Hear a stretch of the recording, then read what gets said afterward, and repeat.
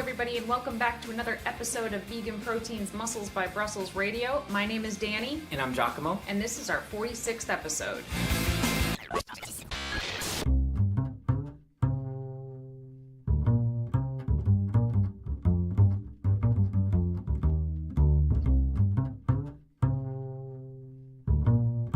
You know, I'm kind of having fun pre-recording these episodes.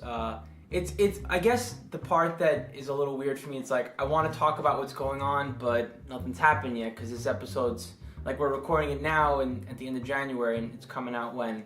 Like mid-February. But I'll tell you what, we got hit like with a freaking snowstorm this weekend. It's been 3 years. 3 years, Danny. Since you've gone snowboarding? She I don't knew care. it. Don't complain. Just to go do it. No, I have to. I went riding like every year for a decade straight, and in the last couple of years just haven't gotten a chance to go out. So I even told one of my clients, I was like, look, I need you to hold me accountable. I need you to be my snowboarding coach. Basically, you need to be like, all right, Kelly, shout out if you're there. I told her, I said, ask me if I went snowboarding. If I didn't, tell me I have to go. So that's what I'm up to. This podcast should be coming out a few days after my 33rd birthday, which is cool. 3 is my favorite number, so 33 should be pretty good.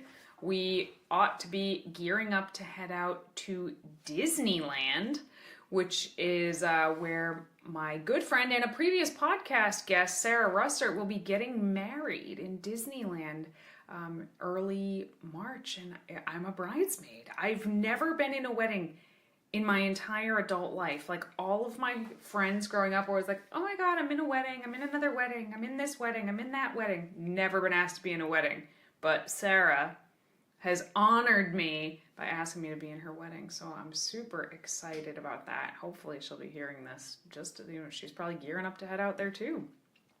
And then we're heading straight from that wedding to Acapulco to get on the vegan cruise ship, which, as some of you might remember, we did last year. And yeah, we're actually going to be a few days late onto the cruise ship because we'll be in this wedding, but then we're going straight there. That should be super exciting. And right now, our tour schedule for the year is starting to unfold, and it is looking awesome. Awesome. I don't have the exact dates yet, but we'll be in California like 4 or 5 times. Phoenix, Dallas, Fort Lauderdale. Am I forgetting? I know I'm forgetting stuff. Oh, there's way more. I mean, there'll be, let's see. You know what? We send out a newsletter, and the last one, like, if you have that last email in your inbox, check out the tour dates on the bottom of it, but we're going to be sending out another newsletter. Like, basically, our tour dates will be on every newsletter that we send out. Yeah, that was funny. Somebody sent me a message on Instagram and said, oh, I heard you're going to be in Dallas. Can I help you out with this, that, or the other? And I was like, how did you know that? I was like, it's in the email you just sent out. And I was like, oh, clearly 𝐬𝐝𝐾 handles the email. What really cracks me up, is that our friends and like, I don't know, the community, they seem to think that you and I, just because when they tell you something that I know it and vice versa, and you would think so because we work together, like we eat, live, breathe, sleep, do everything together, but we also have our separate offices and we're just constantly trying to do as much as possible. So it's quite possible that when you tell one of us something, the other has no idea. Yeah, we just don't have time to tell each other everything, and stuff slips through the cracks. It's a little funny, but it's getting better. It's getting better. Anyway, today should be a pretty fun episode, actually, not too heavy-hearted. Today we're going to be talking about gym gear and fitness gear that we can't live without. People ask us for our recommendations for gym-related things all the time, and I feel like we're kind of like spoiled brats in the gym, actually. You way more so than me. What a gym princess. Oh my goodness. But we play with a lot of gym toys, and some are hits, some are misses, and some we can't live without. Today's episode of Muscles by Brussels Radio is proudly sponsored by Health IQ, a life insurance company that specifically rewards vegan lifters for their health-conscious choices with lower rates. I found the application process to be pretty cool. Should you have a nutrition journal, like MyFitnessPal for example, you could submit your data to them and they will reward your health-based choices, like eating plant-based, with some of the lowest quotes that you can possibly find out there because they're catered to you. Vegans have lower all-cause mortality rate, a lower risk of heart disease, and a lower risk of cancer. So why not take advantage of the savings we receive for living a more health-minded life? Head over to healthiq.com/veganproteins to both support our show and to see just how low of a rate you can qualify for being the healthy person that you are.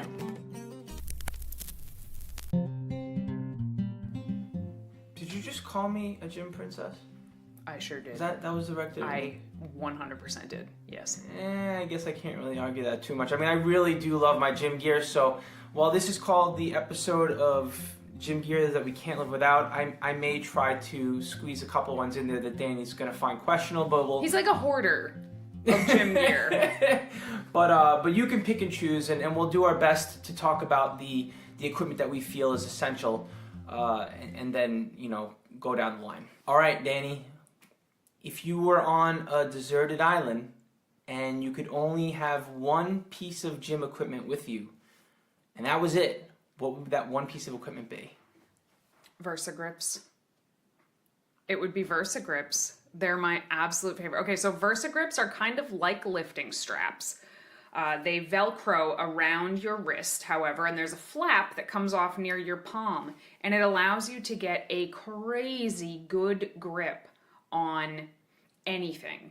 So I use it for any kind of deadlift I'm doing, whether it's a deadlift or Romanian deadlift, any rows, dumbbell rows, pendlay rows, barbell rows, seated cable rows, any pull down, any pull up, anything I have to pull, I'm using my VersaGrips for it. And the reason for this is because, one, I'm a bodybuilder primarily, so a lot of people say, I don't want to use straps because I don't want my grip to get weak. Your grip is not going to get weak.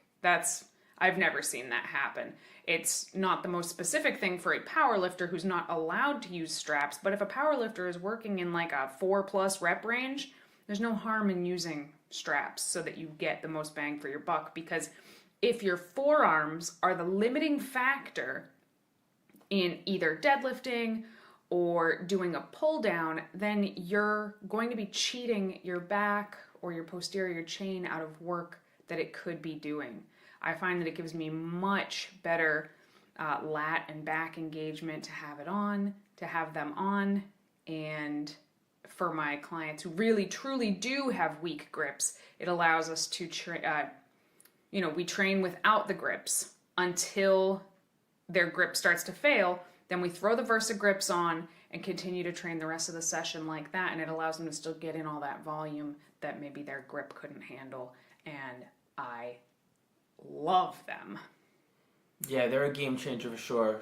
Specifically rows and pull downs. Mm-hmm. All those repetitions over time, all the volume that you do to engage your lats, your forearms, they get trained so easily. And it's like you can just get so much more back work done with those VersaGrips on. They've saved me from elbow injuries doing pull-ups, actually. In fact, when I did injure my elbow, which I had a golfer's elbow for a long time from doing a pull-up on scaffolding outside like a jackass, I obviously didn't have my grips when I did that, and I swear to God that's why my elbow got injured, because my wrists couldn't quite handle it. If you recall, the both of us were on prep at the same time. That was fun, by the way. And I think with the dieting, we weren't able to fully recover from our workouts. We were beating the hell out of our arms and back and stuff. And at one point or another, both you and I had golfer's elbow and tennis elbow. Well, you had the tennis and I had the golfers, and we had all the tendons in the elbow covered there. It was crazy. We were fighting over who had to carry in the groceries because neither of us wanted to pick up anything. But yeah, long story short, those VersaGrips definitely saved our grip. I take them everywhere I go when I travel, because, sometimes I don't want to take all my chunky, huge gym equipment with me. But those VersaGrips are tiny. I can fit them in the side pocket of my backpack. They go everywhere with me. All right, and I feel a little differently. What's your item? I know what it is, but go ahead. What is it? It's not the Can I VeganiSm guess? grips. Do I get to guess? No, I mean you could. It's your belt. It's your belt. Well, first of all, I mean we have to remember the scenario over here. We're on a deserted island, so while the Versa grips are practical in the real world where there's an actual gym to train at, maybe when you're picking up rocks and stones and stuff, the grips aren't really going to help you out Climbing too much. trees, like hello. What if? Okay, but they're not going to wrap around all the branches. Point is, a weightlifting belt, on the other hand, is indispensable on a desert island because no matter what you're doing, you can always stand to benefit from using a weightlifting belt and to better brace your core against the belt by taking a deep breath in, doing a Valsalva maneuver. Google that in case you're curious, Valsalva maneuver. And what it means is you take a big, deep, big belly breath and you expand the air around your spine, brace your core that way, and it just gives you more power. I have to give a shout out to my client and friend 𝐬𝐮𝐬𝐫𝐞 because he taught me something about the Valsalva maneuver recently that apparently 𝐬𝐿𝐫𝐞 knew, but I didn't. It had never occurred to me. So when you do the Valsalva maneuver, you're taking a huge breath and you're really, really bearing down. And if you see somebody lifting and it looks like they're going to explode out of their face, they're probably doing the Valsalva maneuver, and it's effective, but it's uncomfortable, right? This doesn't feel good. But what he said was like, after you take the breath in, close off your throat and release the pressure in your sinuses. Just let the air just in your head out of your sinuses and you don't feel like you're going to explode out of your face. And that now people that don't know what it is are like, what the hell are these two talking about? So yeah, Google Valsalva maneuver, use it for all of your major compound lifts, especially if they're under the 5 rep range, and let the sinus pressure out of your face. And yes, thank you so much for teaching me that. Okay, carry on with your belt. Yeah, no, first of all, thank you for saying that because we don't need heads exploding because people listen to this podcast. That would be a bad thing. The belt that I like to use is made by Strength Shop USA. Yeah, so most weightlifting belts are made out of leather. And leather is like, it's kind of the gold standard in the industry, but obviously it's not something that we do. And I think it's kind of one of those things that it's only the gold standard in the industry because it's the way it's always been done. Because I think maybe way back when people started using some kind of lifting belts, that was the strongest material that there was. But, technology has come a really long way since then. And the Strength Shop belts are vegan and they are just as strong, at least just as strong. If anything, the metal part of a belt, of the Strength Shop belts, gives out before the imitation leather part does. But that said, I've had my belt for at least 5 years, and it's still going strong. I know you busted out of your belt recently. Yeah, they upgraded the clip though, and the second they found that I busted out of the clip, they're like, we got an even better one. It's called Riot Steel. So yeah, they took care of you. Really good company. Seriously, and the one I like in particular is a 13 millimeter lever belt because that's the thickest. That's the thickest one that you can have, and still you can use it. It's competition legal. There you go. Thank you. Words and stuff. And I think the other thing I remember you saying about about leather belts, and it made sense, right? I mean, are they, you want the belt to be as tight as possible, and isn't leather kind of...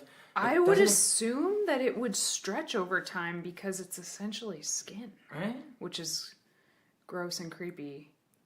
And I just feel like the vegan one is more effective. I mean, I have worn a leather belt, in my life, and I think that the Strength Shop belt is outstanding, and they have a station in the US, in the UK. You can get them pretty much all over now, I believe. So yeah, awesome stuff.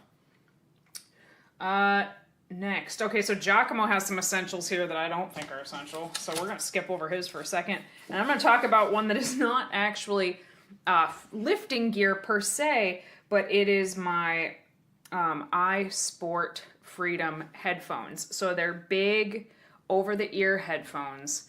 I got them on Amazon years ago. They were expensive for headphones, but they were still like cheaper than Beats, if I recall. And Beats are garbage. The sound is garbage. The quality is garbage, and they fall apart. These things, I've been using them for 6 years. I'm on my second pair. And the first pair only bit the dust because my dog ate it, Joey. And the sound quality on them is outstanding. I only have to charge it like once every other week or so. And Giacomo knows how much I listen to these headphones. And they're not completely noise canceling, but they do cancel out quite a bit of noise in the gym. And if I get to the gym and I realize I forgot them, I mean, everyone's bummed when they realize they forgot their headphones, right? But I always have a spare, like, plug-in earbuds, and it is so not the same. So these are wireless, so I'm not, like, connected to my phone, per se. And, yeah, they're amazing. Outstanding in every way. But are they good enough to prevent people from interrupting you Oh, mid-set? yes. They totally tell everybody to screw and not talk to me.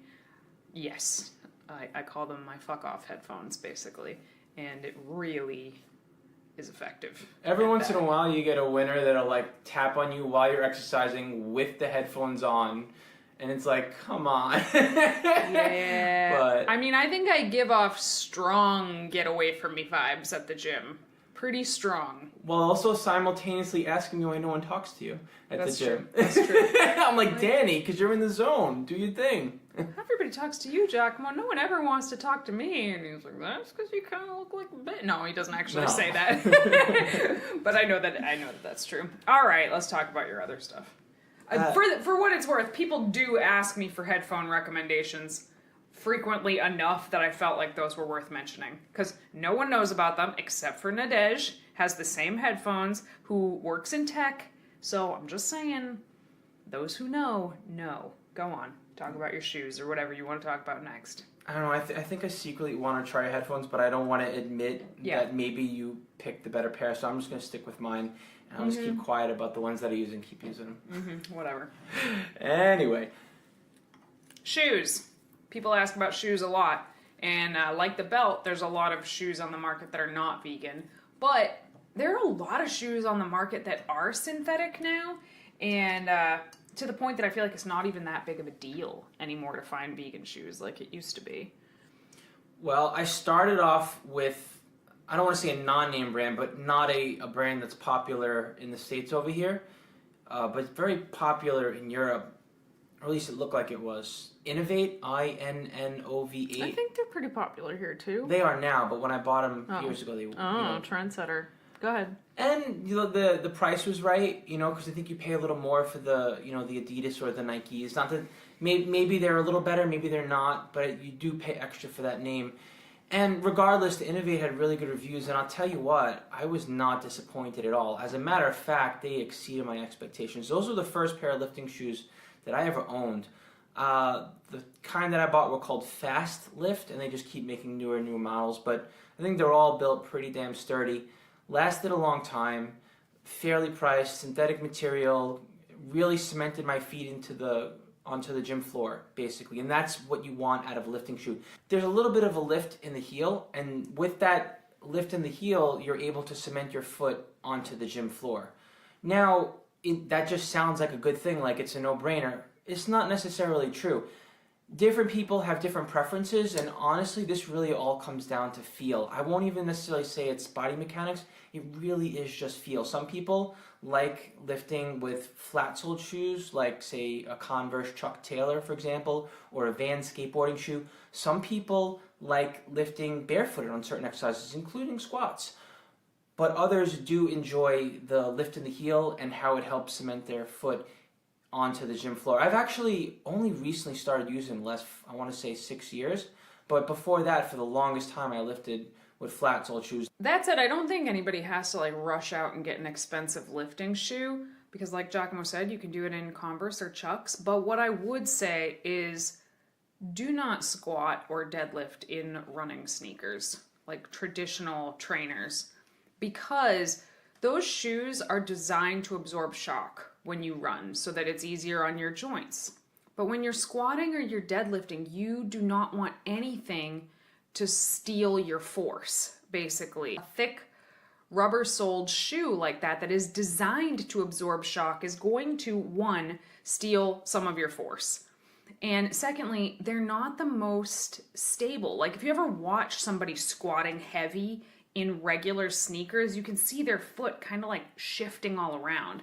So when 𝐾𝐨𝐽 says, oh, they really glued me to the floor, that's what he means is he wasn't shifted around. Your foot doesn't move because you're in a flat shoe that's stuck to the floor and like pretty heavy bottomed.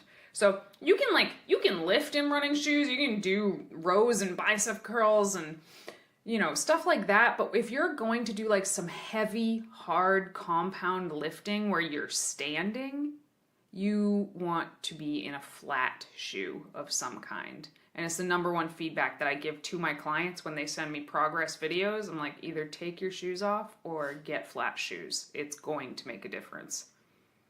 Yeah, it's more common you would think. I would say more than half the form checks that I get is the same exact thing. People are losing so much power by not having their feet firmly planted on the floor because of those. And they're less stable because of the cross trainers, and it puts you at a higher risk for injury if you're less stable as well, right? Yeah, of course. Anyway, I mean, I have my lifting shoes. I think I have the Adidas Fast Lifts. Is that what I'm using now? I'm not a sneakerhead. Not quite, no. I was about to say, if you are a sneakerhead and you want the goods, the Adidas, they're called Adidas Power Lifts. There are other ones also that honestly I'm not aware. I don't know which ones they are that are vegan, but I know the Adidas Powerlift ones are. I haven't had to use them in so long because I haven't been able to squat because of my shoulder and my back, but I actually, as of last week, which is the second week of January when we're recording this, I did decide to recommit to the squat. So yes, now I am bringing my squat shoes to the gym 1 day a week just for that one exercise, and I'll change back into my other shoes. Because you don't want to be wearing a heeled shoe all the time either. So it's like I tell people, you need to really like squatting before you commit to a squat shoe because it's expensive and you are only wearing it for a couple of lifts and then changing. So anyway. Yeah. Now this next one, I feel like to this day, you and I kind of debate the efficacy of it, but I do enjoy me a good floss band. It's a $10 item. I use it every single day. It's basically a latex band that you wrap around your elbow. It looks like an ace bandage, but made out of latex. It pretty much. And when you wrap it around your elbow tightly, and you can wrap it around other areas too, like your calf, for example, or your knee. But when you wrap it around tightly, we'll use the elbow as an example. Once you start moving your elbow around by extending your forearm in different directions, the latex expands and contracts. And it gives a little bit of myofascial release, or a massage, if you will, around your elbow. And I really like the way it just sort of gets things moving a little better right before I train. I don't think I dispute the efficacy of it. I think that it hurts so much and it breaks all of the blood vessels in my forearms when I do it. And then I look like I have hickeys all over my arms for like 2 days until I do it again. So it's just it's not practical for me. Your skin must just be tougher than mine. Maybe. I gotta say, when I first used it, I felt like that, but I persisted, and after a couple of weeks, I guess I got used to the sensation. It's like calluses on your hand, but all right. Maybe. Maybe I'll give it another shot now that I'm actually lifting like a lifter again. My next one is actually an app. It's called Strong, and a lot of people ask, how do you track your workouts? And I use this app called Strong. Actually, can I see your phone? Is it in here? It is not. Of course it's not. I signed up for this app years ago at the recommendation of a client, and back then you could download the app for free and use it for a week, and then if you liked it, there was an upcharge to buy the app, and I want to say it was like $7. Now, I've had it since then. I'm like grandfathered in at that price, but from what I've heard, it is more expensive now than it was then. But if you want to track your workouts carefully, I still think this is the best app out there. You can save your workouts in there. You can add new exercises if they're not already in there. It tracks your volume. It tracks your estimated 1 rep max. It tracks your intensity. It tracks so much. I believe they also just did a MyFitnessPal integration, which I haven't done because I don't really have a need for it. But it is just such an amazing app. To date, I think I've logged over just about 400 workouts in there. And I can look back at every single workout over the last several years and see how much my volume or estimated 1 rep max has gone up. Or when I got injured, that was a sad graph when it started to come back down. It's just fantastic. It has rest timers in it. It's just a great app. But let me look it up and see how much it actually costs people now. I can't think of a single app outside of MyFitnessPal that I use, and that's not one could say gym gear. To me, it's like, I don't know why. I don't know. To me, it's like the more things that I could put in my bag of goodies to the gym, the better off I'll be. But yeah, Danny sounds like she's been able to geek out on this strong app for a while now. Yep, I'm a nerd, and I like data, and I like looking at it, and I like being able to think back and be like, oh, remember when I was on this hot streak in 2017? I was like making crazy gains. Like, what was I doing while that was happening? And I can just swipe back and see exactly what I did on that day. You can save notes in there. Like, let's say you did a weird exercise and you're like, oh, maybe I was doing this weird exercise back then. But no, you can put a note in and be like, I only did this because this machine was taken. True. And yeah. Yeah, I don't know. I guess I'm a little more old-fashioned in that sense. I'm a data freak as well, but I stick to the notes on my phone and an Excel spreadsheet, and that's pretty much it. Why can't I find out how much it costs? See, I have Excel spreadsheets as well, but it's just an extra step. True. And that sounds really cool, actually. Oh, here we go. Hang on. Upgrade. Yeah, so it is significantly more expensive now. I kind of can't believe I got it for $7. Now it's $5 a month, which I still think is totally worth it, by the way. Or $30 for the year, or $70 for lifetime. So I got it for $7 because I got in on the ground floor. Y'all should have listened to me when I told you about this back then, just saying. Because I did. You just didn't listen. All right. Next. I had to sell you on this piece of equipment for a while, actually. You were like, another purchase, Giacomo, another, like, how many gizmos and gadgets are you going to take to the gym? This is a piece of plastic, it's useless. It's not useless. It's magic. Go ahead, tell me it's not. That was pretty good. That's right, otherwise I won't let you use it. It's called a dead wedge. And it's this stupid little orange $10 piece of plastic that you put in your gym, and it's like, oh God, another piece of equipment he's bringing to the gym. But this one works Explain what wonders. it does. Basically, it's a little, it looks like a doorstop kind of. Yeah. But it has a lip on it. And when you're loading up the plates on a barbell, you know how when you're using more than one plate, you kind of have to pick up the barbell just to load if you don't have one of those lifting It's jacks? such a pain to load. I mean, it's a pain to load 135 onto a barbell that's on the floor. But it's a huge pain to load 225, 315, 405 onto a barbell and then take it off. She does bro math. That's a keeper right there. Anyhow. Thank you. I feel so validated. What? I'm just saying.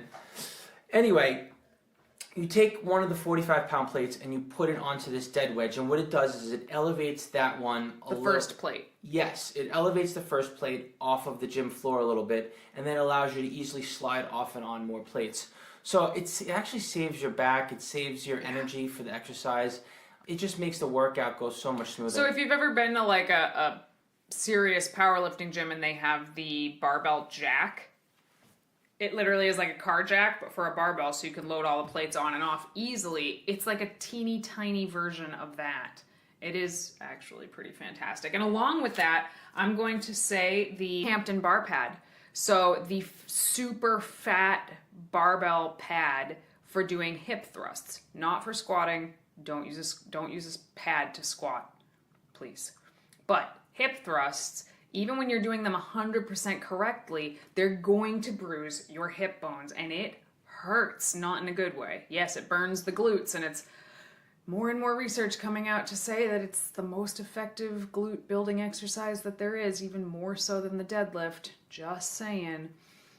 But a squat pad, a regular squat pad, is still not going to be enough. As soon as you get past, like 80 pounds on the glute bridge or the hip thrust, which you will quickly, because it will be your strongest exercise in your arsenal, it's going to start to leave bruises. So what this Hampton bar pad, or you can look up hip thrust barbell pad, and it's super, super fat. Like the whole thing is maybe 4 or 5 inches, and it's made with a super dense foam, like a really almost rubbery memory foam type of situation. And they do break down. We probably go through 3 of them a year, I would say, but Giacomo is also hip thrusting well over 500 pounds, like on the regular. I am not doing that. But, you know, I can't squat to save my life right now, but I can still hip thrust 225 pretty easily. And that would really hurt without some padding on it. And the Hampton bar pad protects my hip bones from getting absolutely wrecked. And I recommend it to everybody that complains about hip thrust pain. Same. And I just started crossing over the 500-pound mark. But that being said, one thing I did want to mention with the Hampton bar pad is that once you start hip thrusting over 400 pounds, it can still kind of go through the memory foam because it's a lot of weight. And so I usually like to keep like a gym mat or a yoga mat underneath it just for a little bit of extra padding. Yeah, that's a good gym hack. If you don't have any of those things, you can take a yoga mat and wrap it around the bar or fold it up multiple times and put it under the bar. It's just a little bit less convenient. Okay, I'm doing my best to whittle down this list because I have 10 more things that I want to recommend. It's like a Dear Diary. Yeah, this is the gym gear that we need, not the gym gear that we crave. The next one I would say that is pretty important to consider would be liquid chalk. This is one of those genius inventions. Well, it's not quite as useful as actual chalk. It's also gym friendly. So why would somebody want to use chalk at all? Good question. To have a drier grip, the same way you would as in rock climbing or any other sport that requires like your hands to not slip. Your hands get sweaty when you train, for example. It basically just dries out your hands so that you can grip the weight easier. I think it adds a little bit of texture too. But a lot of the problem with chalk is many gyms do not allow chalk because it is messy. And they're not just being assholes. It really is messy and it gets everywhere. It gets in the air, it gets on the floor. If it gets wet and on the floor, forget about it. You're all done. So most powerlifting gyms allow chalk and encourage chalk, but there are many more mainstream gyms that don't allow chalk. So liquid chalk comes in a bottle like a hand sanitizer. Yeah, they even sell ones that you can attach to your keychain. That way when you go traveling or something like that, you have chalk on the go. And to date, I haven't had a single gym anywhere that we have gone across the nation that has complained about us using liquid chalk. I have had gyms complain about the other chalk, and although I really wanted to use it, I understand it's not, you have to follow the gym etiquette and protocol. Some places will allow it, and that's cool, and other places request that you don't, and you got to respect the rules. So the next one that I would recommend would be BFR bands, which stands for blood flow restriction training. We've talked about this technique on the podcast before, and there's a couple different types of bands you can get, and I actually like 2 different kinds of bands, believe it or not, depending on what body part I'm training. But essentially what it is a tourniquet that you put either on your very upper arm or your very upper thigh, and you train the limbs distal to that, but you can also train the muscles just proximal of those bands. So for example, if I have the band on my upper arm, I can do side lateral raises and still get a similar training effect. So the purpose for this is you can do much lighter weight and still get the same training effect as if you were lifting heavy weights. You can look up the research by Dr. Jeremy Lenicky, and I believe it originally was used on injured NFL players so that they didn't lose muscle mass. So it's an awesome technique. Definitely check it out. But there's 2 types of bands. I actually like the cheap medical tourniquets for my arms. Now, I'm a female, I'm like 140 pounds. Maybe a bigger dude would want to get the they're called BFR bands. Those run you like $30. But the cheap medical tourniquets for your upper arms are like $6 for 2 pairs or something. They're super cheap. And they have a quick release button. They're awesome. I love them. And then for my legs, I actually use knee wraps for my legs because the cheap tourniquets and the actual BFR bands are both just too small to really occlude the blood in my legs. So I find that using knee wraps that you would wrap around your knees when doing a heavy squat, which I actually have never used to wrap around my knees during a heavy squat, but I use them to wrap around my very, very upper thigh when I'm doing BFR training. It gives you a massive and embarrassing bubble butt that I then make 𝐬𝐿𝐫𝐞 come stand guard so that nobody looks at me funny while I'm doing it every time. Yeah, I know, it's a little comical, but also I'm kind of like wondering what the hell that must feel like. Because honestly, I don't know if you know this, I have not occluded my legs yet. What? Yeah. What? I mean, I think I tried it out when we were first getting into BFR training years ago, but I never actually, I've just occluded my arms. I haven't gotten the chance to train with I guess occluded legs, you such as don't the really curls or have squats. to because your lower body is so overpowering to your upper body that I guess you don't need to do anything special to grow your lower body, but I'm the opposite of that. But I've occluded my arms, so I don't know. Is it painful compared to upper body? Oh yeah. All of the blood in your body is just trapped in your legs and you're like, I might die. But it's only for a couple minutes. Don't worry, guys. It's fine. Anyway, I really don't know how to narrow this list down, Dane. I feel like everything All right, else... 𝐬𝐿𝐫𝐞, you can pick one more thing off of this list. Are you serious? Mm-hmm. I don't know if I could do that. Let me look. Oh, God.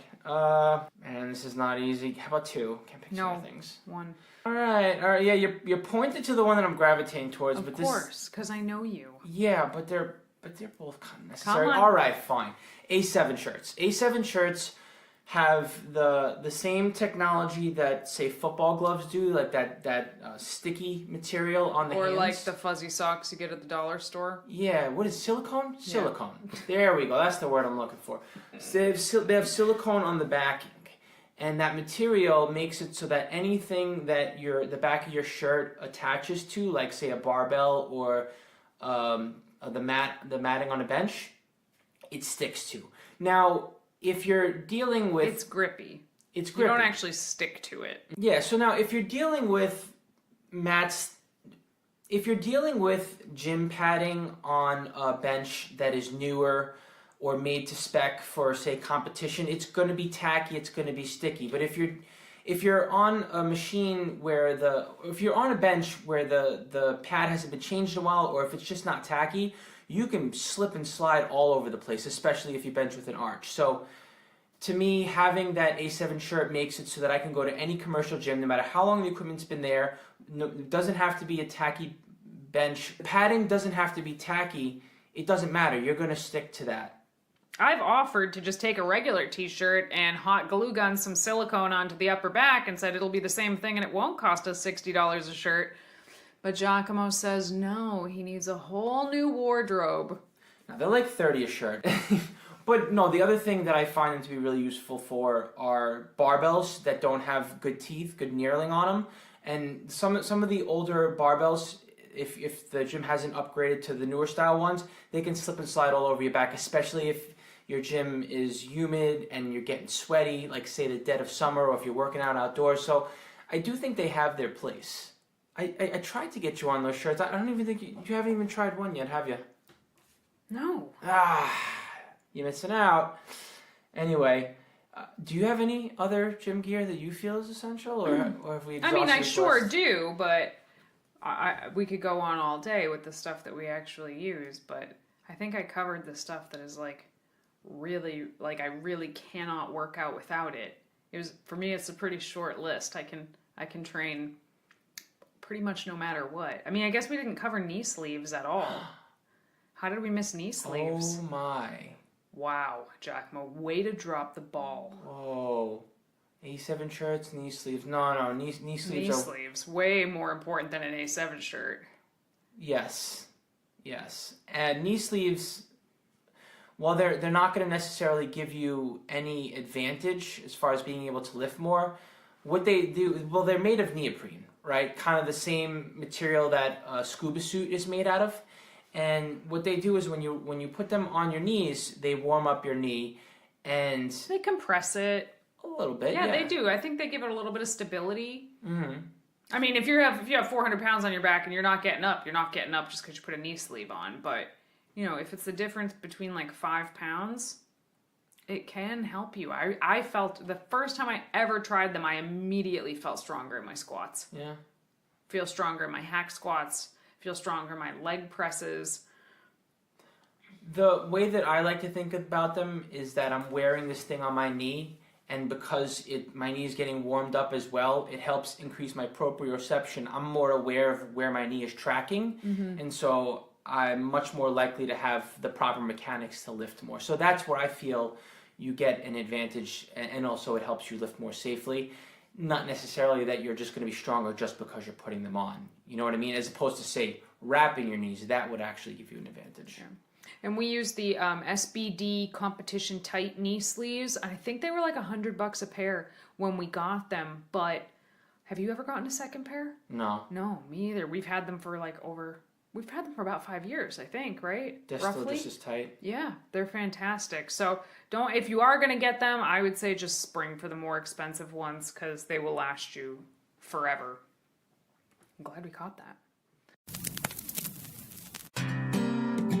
Today's episode of Muscles by Brussels Radio is proudly sponsored by 𝐬𝐻𝐾, a life insurance company that specifically rewards vegan lifters for their health-conscious choices with lower rates. I found the application process to be pretty cool.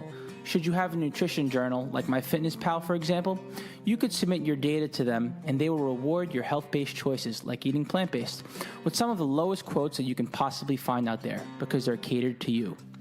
Vegans have lower all-cause mortality rate, a lower risk of heart disease, and a lower risk of cancer.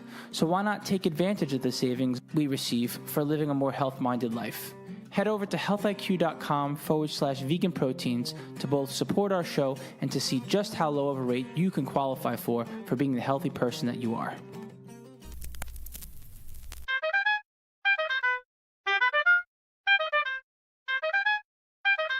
All right, we're going to move on to our questions. So I'm going to pull one out of our bag of tricks over here and ask 𝐿𝐻𝐾𝐿. All right, this is a very simple one, and I don't know who asked it. Motivation. How? Oh boy. All right. Well, we just had our habits and ritual episode, and I wouldn't really call that motivation. So habits and rituals, like those are things that keep you going when the motivation's gone. So I guess my answer to this question first would be, you're not always going to be motivated, and you do need to find ways to consistently get your butt to the gym. And even when you have, more often than not, they're going to be good workouts, and sometimes they're crappy workouts, and that's okay too. But you get the training in and day out, and eventually you get the job done, and you get better and better at it. That being said, there are ways to get hype and amped up and motivated when you're not feeling like it. And to answer your question, both of us really dig the motivational speech compilations on YouTube. Wait, caveat. I save that. I save those for the darkest, hardest times. You do not want to just use those all willy-nilly any day you're kind of feeling crummy. I do that on days where I'm like, I might not make it through today. Then I'll find one of those and listen to it to extract the juice. Nope. I'm a junkie. I could listen to it day in and day out, like I could never have enough. But that being said, there are other ways I like to get motivated too. I like making gym playlists of my favorite songs that remind me of times when I was competing or whatnot. In addition, competing or not, I do find visualization is incredibly helpful. So sometimes I visualize what I'm doing right before I'm about to do it, or like let's say I wanted to squat 400 pounds, I'll visualize another time that I squatted 400 pounds, and boom, it'll motivate me to do it. But that being said, sometimes I can just visualize getting set up to lift the weight, or just something else that gets me charged up, something that gets me fired up. It could be anything. I really strongly believe that visualization before you lift, or even the night before, can make a big difference. So visualization, music, and is that pretty much it? Anything you want to add to that? Yeah, for me, one of the biggest ways that I stay motivated is to try and remember why I wanted to do this thing in the first place.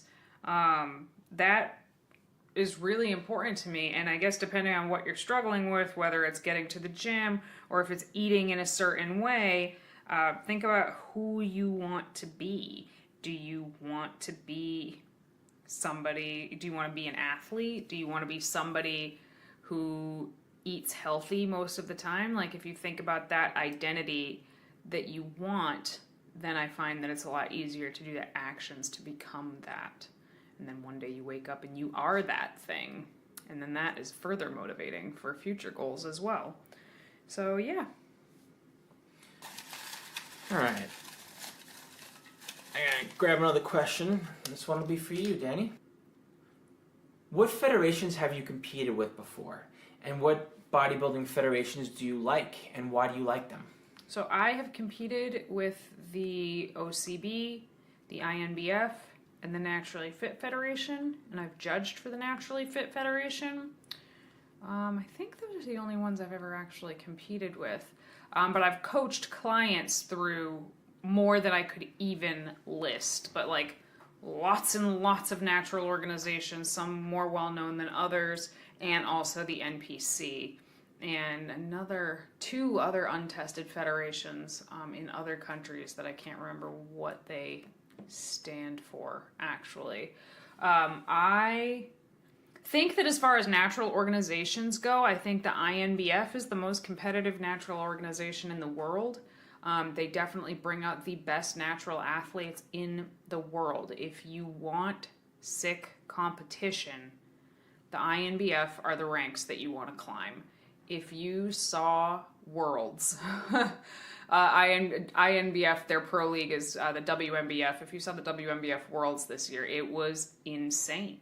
I mean, every single person up there could hold their own on an untested stage. Every single one of them. But it is tested, and the INBF thoroughly drug tests, actually, which I love about them. Their polygraph test was far and away the scariest polygraph test that I've taken, more so than the OCB.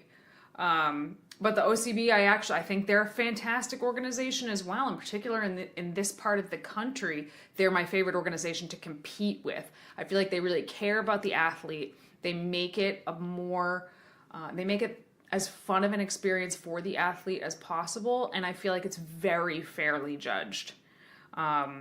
I think a lot of this comes down to the promoters of the specific show. So there's these organizations, but almost anybody could be like, I want to promote an OCB show in whatever city they live in, or I want to promote an INBF show or a Naturally Fit show in whatever city they live in. And it comes down to the promoters, who they pick for judges, how well it's going to go. So one thing that I will say about the NPC, because I'm kind of dancing around that, I don't care for the NPC at all, because I'm not a huge fan of untested bodybuilding. If I was, I'd compete in it. But because I'm a lifelong natural and will stay a lifelong natural, I prefer to compete in natural organizations. That said, I have friends who are natural who compete in the unnatural organizations, the untested organizations, and some of them do well, some of them get creamed. It really just depends. I do feel like there's a lot of politicking that goes on kind of in all the organizations, really, but at the top of the NPC, it's really slimy, some of the politicking that goes on all the way up there. So I'm pretty anti-NPC, although I've coached plenty of people through it. That said, one thing I will definitely give to the NPC over all of the other organizations is they have their shit together as a federation. Like, everything is so standardized from one show to the next. You could have a show with 15 athletes or 300 athletes. They're all going to run exactly the same. Now, the judging could be a little bit different from show to show, but you know what to expect at an NPC show. You're always going to have, your 15 seconds before you walk off, as opposed to some natural shows where you can be out there for 15 minutes doing your quarter turns. And the NPC is very united, as opposed to like the INBF has different owners on the East Coast and on the West Coast, and the natural organizations are very disjointed, whereas the only untested federations in the United States are the NPC/IFBB and NABA. which I believe NABA is international as well. Yeah, I don't know what it is. It's hard to speak on it because every organization that we talk to is always saying, man, I wish we could all work together. And then when we hear that they all try to talk to each other, we get the same response, is like too many egos involved. And every single different people from different organizations have said the same thing to us. So I think it's just hard when you have ownership and pride in what you're doing and you want things done a certain way. Mm-hmm. Who knows? But it would be really awesome if all the organizations, if you're hearing this, if you could all just one day get together and form one giant natty organization to rule them all. Yeah, because right now it's hard for the athlete, you know, because sometimes like the posing criteria is slightly different from organization to organization, or the banned substance list is slightly different from organization to organization, or the suit, the posing suit requirements can be different. Like I've seen people compete in the INBF one weekend a certain way in bikini and place wonderfully, and then the next weekend at an OCB show get like disqualified for a certain pose, and it's like it's really hard to keep up with from an athlete perspective. So you really have to study your organization. That said, the three that I mentioned, INBF, OCB, and Naturally Fit Federation, in my opinion, are the best ones out there. And that's another episode of Vegan Proteins Muscles by Brussels Radio. Feel free to keep the conversation going and stay in touch with us on the social medias, on YouTube, Facebook, Twitter, Instagram, at Vegan Proteins, at Muscles by Brussels. You name it, we're out there. We'd love to hear from you. Thanks so much for tuning in. Once again, my name's 𝐬𝐿'𝐫𝐿', And I'm Danny. and we'll talk to you soon.